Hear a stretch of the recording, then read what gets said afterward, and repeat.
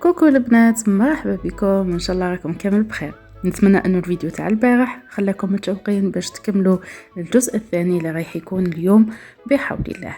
كما شفتوا الجزء الاول في كيكه عيد الميلاد تام تاع الشتاء، يعني كيكه الشتاء، كنا حضرنا الكريمات مع بعضنا، كريمه ولا غاناش شوكولا برولي وكراميل بور سالي، وكنا حضرنا مويلو شوكولا يعني بطريقة بسيطة، وحضرنا ثاني غاناش مونتي اللي كانت بالكريمة سائلة وشوكولا طلي. نتمنى أنه المراحل تاع تحضير تاع الكيك تاعنا والكريمات كانوا واضحين ومفهومين. إذا كاين أي تساؤلات ولا استفسارات ما عليكم غير تخلوا لي تساؤلاتكم في أسفل الفيديو، بهكذا راح نقدر نجاوبكم على كل التساؤلات. كما شفتوا لهنا كنا حضرنا الكيك تاعنا، وكما قلت لكم انه الكيك لازم نخليوه يبرد جيدا على الاقل ساعتين في وسط المول تاعو، هكذا مش راح يصغر لكم. اذا نحيتوه من المول وهو سخون كي يبرد رايح يصغر الحجم تاعو، يعني كنا درنا 16 سنتيمتر راح يولي حتى 15 سنتيمتر. كما تشوفوا لهنا انا كنت طيبت زوج كيك، يعني طيبت على زوج خطرات كيك ب3 حبات بيض، يعني انا درت 6 حبات تاع البيض، غلفتهم بعد ما طابوا وبردوا، غلفتهم في البلاستيك الغذائي وحطيتهم في الثلاجه ليله كامله. بعد هذا جبت الكريمات تاوعي كما راكم تشوفوا غاناش مونتي، وجبت الشوكولا ولا الغاناش شوكولا برولي والكراميل بور سالي اللي ضفت لها كاوكاو مدشش مالح. شريت الكاوكاو مملح دششته ورايحه نديرو في الحشو تاعي تاع الكيك. كما شفتوا لهنا انا قطعت الكيك تاعي على 6 قطع، وال6 قطع متساويين، ودرت للتشراب انا ما درتش سيرو، درت حليب مع شوكولا بولا ولا شوكولا الحليب، شوكولا اللي نديروها الاولاد الصغار في الحليب. درت كميه من الحليب مع 2 مغارف ولا 3 تاع شوكولا بولا، خلطهم جيدا وشمخت بهم الطبقه الاولى تاعي تاع البسكوي. بعد هذا درت في الجوانب غاناش مونتي اللي كنا درناها بشوكولا طلي مع الكريمه سائله، وفي الوسط درت كراميل بور سالي مع الكاوكاو المملح. صدقوني ذوق الكاوكاو مملح مع كراميل بور سالي يعطينا ذوق من اروع ما يكون. تقدروا كنت قلت لكم انكم تقدروا هذه الكريمات تستعملوهم في لي سابلي بريستيج. بعد ما درت الطبقه الاولى تاع الكريمه تاع كريمه بور سالي، جبت قطعه ثانيه من البسكوي حطيتها وشمختها بالخليط تاع الحليب وشوكولا بولا كيما شفتوني، ودرت على الجوانب غاناش مونتي، وفي الوسط عمرتها بالغاناش شوكولا برولي. بعد هذا درت الطبقه الثالثه تاع البسكوي، شمختها ثاني بالحليب مع شوكولا بولا، ورايحه نكمل طبقه بطبقه. يعني انا كنت درت طبقه بالكراميل بور سالي مع الكاوكاو مدشش، طبقه بالغاناش شوكولا برولي، ونزيد طبقه بالكراميل بور سالي والكاوكاو مدشش، وهي رايحه حتى نكمل الطبقات تاعي في 6 تاع البسكوي. يعني يجيوني 5 طبقات تاع الحشو، والطبقة الأخيرة رايحة تكون الطبقة تاع البسكوي، يعني 6 طبقات بسكوي و5 طبقات تاع الحشو. كما راكم تشوفوا لهنا نشربوا الكيك تاعنا مليح باش يجينا مشرب بيان، وكي تكونوا تاكلوا فيه يجيكم خفيف وما يجيكمش ثقيل. بالنسبه للبسكوي لهنا انا كنت درت 2 بسكوي تاع 3 حبات بيض، يعني طيبت ب6 حبات تاع البيض ودرت 6 طبقات. نتوما تقدروا ديروا 5 طبقات فقط، يعني راح يرجع لكم. اذا حبيتوا 5 طبقات راح نطيبوا البسكوي تاعكم، ديروا بسكوي تاع 5 بيضات. راح نخلي لكم في صندوق الوصفه تاع البسكوي تاعنا 3 حبات بيض، وراح نخليه لكم ب5 حبات تاع البيض. اذا حبيتوا ديروه غير 5 طبقات. كما راكم تشوفوا لهنا لحقت للطبقه الاخيره، نشمخها من الجانب الاول بالخليط الحليب وشوكولا بولا، وريحه نحط الطبقه الاخيره ونشمخ بالخليط تاع الحليب وشوكولا بولا. صدقوني هذا البسكويت يجي بزاف بنين، كأنه راكي تاكلي في البراونيز، يجي خفيف ويجي مشرب، يجي روعة. بعد ما كملت المونتاج تاعي راح نحطه في المجمد ليلة كاملة حتى يحكم روحه. بعد هذا رايحة نوجد لا غاناش تاعي اللي راح ندير بها تغليف الكيكة. بالنسبة للغاناش هنا عندي 400 غرام شوكولا سوداء مع 200 غرام كريمة سائلة نسبة الدهون تاعها تكون 35%. بعد ما ذوب الشوكولا السوداء في الحمام المائي، كنت سخنت الكريمة السائلة تاعي، رايحة نضيفها على الشوكولا ونخلط جيدا حتى تندمج الكريمة السائلة مع الشوكولا، ورايحة نتحصل على قوام يكون ليس، تكون رطبة ما فيهاش لي غرومو. في هذا الوقت رايحة نجيب بلاستيك غذائي نغطي لاغاناش تاعي، لازم يكون البلاستيك الغذائي لامس لاغاناش، ونحطها في الثلاجة ليلة كاملة. رايحة تحكم القوام تاعها، شوفوا لهنا كيفاش تجي لاغاناش تاعنا، تجي بريونت، تجي ليس، تجي بزاف باهية.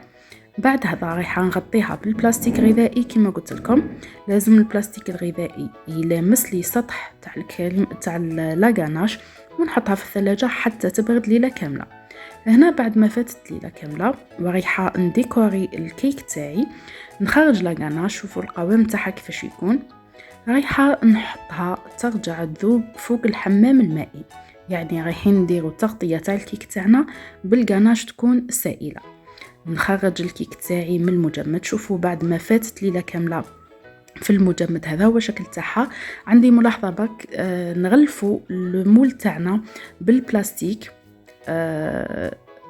يعيطولو بابي راديو، او يتباع في محلات بيع الحلويات، لوازم الحلويات، وتقدروا ثاني تستعملوا هذاك لو بلاستيك اللي نستعملوه في البحوث، رايح يساعدكم بزاف ويكون ثمن تاعو في المتناول. جبت لا تارت تاعي ولا الكيك تاعي، حطيته فوق لي ديسك هذوك اون بوا يتباعوا في المحلات. انا كنت درت لو كيك تاعي فيه 16 سنتيمتر، جبت لي ديسك نيميرو 17 يعني 17 سنتيمتر، غلفتهم بالبلاستيك الغذائي، واحد نحط فوقه الكيك وواحد رايحة نحطه من الأعلى باش يكون الكيك تاعي مغطي كامل من الجوانب كيف كيف. راح نبدا نغلف بعد ما بردت ولا ذابت لاغاناش تاعي، راح نبدا نغلف الكيك تاعي بهذه الطريقه. نبداو من الفوق، نفرغ كميه من اللاغاناش. هنا لازم نكونوا شويه سريعين في عمليه الطلي، خاطر علاه البسكويت تاعنا ولا الجينواز تاعنا راهي جامده ولاغاناش رايحه ليه تجمد لنا، على هذا لازم نكونوا شويه اكتيف في الخدمه تاعنا. نسوي السطح تاع الكيك بهذه الطريقه من الفوق جيدا. بعد هذا رايحه نحط لو سيركل الدوزيام اللي كان عندي، ورايحه نبدا نغطي في الجوانب بالطريقه يعني بسيطه ماهيش راح تعييك. نستعملوا برك سباتولا وان ليسور، ورايحين نقدروا نسويو الكريمه تاعنا ونغطيو الكيكه تاعنا كامل بهذا لاغاناش كما راكم تشوفوا لهنا بطريقه بسيطه. رايحين تغطيو الكيك تاعكم بلاغاناش شوكولا. بعد ما نسويو الوجه تاعها من الفوق، رايحه نجيب لو سيركل الدوزيام نحطو من الفوق، ورايحه نشوف انه الدائرة الفوقانية والتحتانية راهم في نفس القياس، يعني ما همش بعاد على بعضهم. هكذا رايح يكون التغطية تاعي تاع الكيك سهلة وتجي وكل كيف كيف. بعد هذا راح نجيب لاغاناش نديرها في الجيب حلواني باش يساعدني في الخدمة، ونبدا نغطي في الكيكة تاعي بهذه الطريقة. نديرو شوية غاناش وبسباتولا رايحين نعدلوها بهذه الطريقة حتى نغطيو الكيك كامل. بعد ما يتغطى الكيك تاعي رايحة نرجعو للمجمد باش يحكم روحو، هذيك لاغاناش تحكم مليح روحها. في هذا الوقت رايحين نوجدو التزيين كما راكم تشوفوا لهنا راهي واجده، راح نحطها في المجمد ونفوت نوجد التزيين.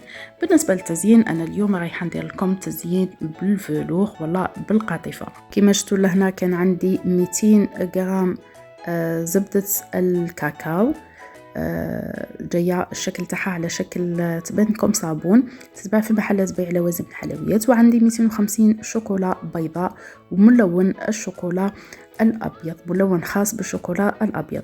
كنت ذوبت شوكولا البيضاء في حمام مائي، وزبدة الكاكاو ثاني ذوبتها في حمام مائي. قبل ما نضيف زبدة الكاكاو راح نلون الشوكولا. هنا استعملت ملون غذائي ابيض اللي يتباع في المحلات بلا دوز. رايحين كي تروحوا تشريو قولهم اعطونا الملون تاع الشوكولا سبيسيال شوكولا اللي يتباع بلا دوز، يعمر لكم اون دوز واقيل دير 15 ميل ولا مش فيتش، باسكو كي رحت شريت بزاف حوايج جوبونس يدير 15 ميل. بعد ما ضفت الملون وخلطته جيدا مع الشوكولا، ضفت لهنا زبدة الكاكاو. زبدة الكاكاو ماشي زبدة الكاوكاو. زبدة الكاوكاو هي زبدة الفول السوداني، يعني الكاوكاو يتحمص وهو سخون يترحى. هذه زبدة الكاكاو. نخلط 200 غرام زبدة الكاكاو اللي كنت ذوبتها في حمام مائي مع 250 شوكولا بيضاء اللي لونتها بالملون شوكولا. نخلطهم جيدا مع بعضهم حتى يندمجوا كما راكم تشوفوا لهنا.